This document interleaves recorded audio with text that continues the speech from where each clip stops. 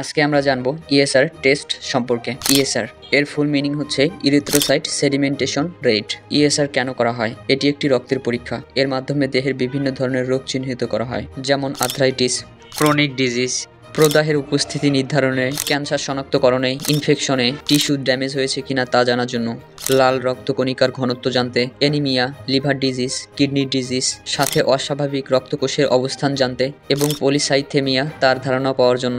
আরও বিভিন্ন কারণে এই টেস্ট করা হয়। ইএসআর করার মাধ্যমে একটি মানুষের দেহে রোগ আছে কিনা তার ধারণা পাওয়া যায়। আসসালামু আলাইকুম। Hi, I am Rasel. I am study laboratory medicine. সাধারণত ডক্টর মেডিকেলে গেলেই আমাদের ইএসআর টেস্ট করতে বলে। এর গুরুত্ব কতটুকু এ বিষয়ে আজকে সম্পূর্ণ আলোচনা করব ইনশাল্লাহ। ইএসআর কখন করা হয়, ইএসআর কিভাবে করা হয়, নর্মাল ইএসআর এর ভ্যালু কত, ইএসআর কখন বাড়ে, ইএসআর কখন কমে, এবং ইএসআর এর যদি অ্যাবনর্মাল ভ্যালু থাকে সেক্ষেত্রে আমাদের করণীয় কি। ইএসআর এরিথ্রোসাইট অর্থাৎ রেড ব্লাড কর্পাসল, বাংলায় বলি লোহিত রক্তকণিকা। একজন প্রাপ্তবয়স্ক পুরুষের নর্মাল ভ্যালু 0 থেকে 10 মিলিমিটার এবং একজন প্রাপ্তবয়স্ক মহিলার নর্মাল ভ্যালু 0 থেকে 20 মিলিমিটার। চলুন এবার দেখি ইএসআর টেস্ট কিভাবে করা হয়। রোগীর নমুনা, রক্ত সংগ্রহের টিউব, ইএসআর মেশিন বা প্রিপেড, মিশ্রণ করার জন্য সরঞ্জাম, ইএসআর স্ট্যান্ড, স্টপওয়াচ, গ্লাভস ও অ্যান্টিসেপটিক সলিউশন, একটি খাতা টাইম লেখার জন্য। এসব প্রক্রিয়ার পাশাপাশি সর্বোচ্চ সুরক্ষা এবং জীবাণুমুক্ত পরিবেশ থাকা প্রয়োজন। আমরা যেহেতু ক্লাস করছি শেখার জন্য ইএসআর কিভাবে করতে হয়, তাই আমাদের কিছু বিষয় হ্যাজ বিন ওমিটেড করা হয়েছে। প্রথমে আমরা রক্ত সংগ্রহ করব 10 সিসি বা 5 সিসি সিরিজের মাধ্যমে। রক্ত নেবার আগে স্থানটা অ্যালকোহল দিয়ে পরিষ্কার করে নিব।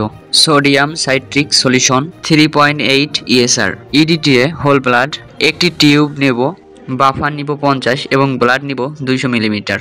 ব্লাড এবং বাফার মিক্স করে নিব। ভালোভাবে মিক্স করে নেওয়ার পরে তারপর একটি স্ট্যান্ডে 1 ঘন্টার জন্য রেখে দিব এবং যখন রাখবো স্ট্যান্ডে তখন টাইম ওয়াচ চালু করব বা খাতায় টাইমটা লিখে রাখবো, যেন 1 ঘন্টা পর আমরা সেটা পর্যবেক্ষণ করতে পারি। ইএসআর এর 1 ঘন্টা সময় হয়ে গিয়েছে। এখন আমরা রিডিং নিব। এখানে দেখা যাচ্ছে ইএসআর 26-এ নেমেছে।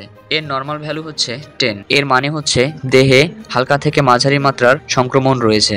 তার ভাইরাস বা ব্যাকটেরিয়াল ইনফেকশন হতে পারে, আর্থ্রাইটিস বা লুপাস ডিজিজ থাকতে পারে, ক্রনিক কন্ডিশন, অ্যানিমিয়া বা অন্য রক্তজনিত সমস্যা থাকতে পারে। এটা মনে রাখা প্রয়োজন যে ইএসআর এককভাবে কোনো রোগ নির্দিষ্ট নির্ণয় করে না। সঠিক কারণ জানতে অন্যান্য পরীক্ষা এবং ক্লিনিক্যাল ইতিহাস জানা প্রয়োজন। আজকে এ পর্যন্তই। Thanks for watching. আল্লাহ হাফেজ।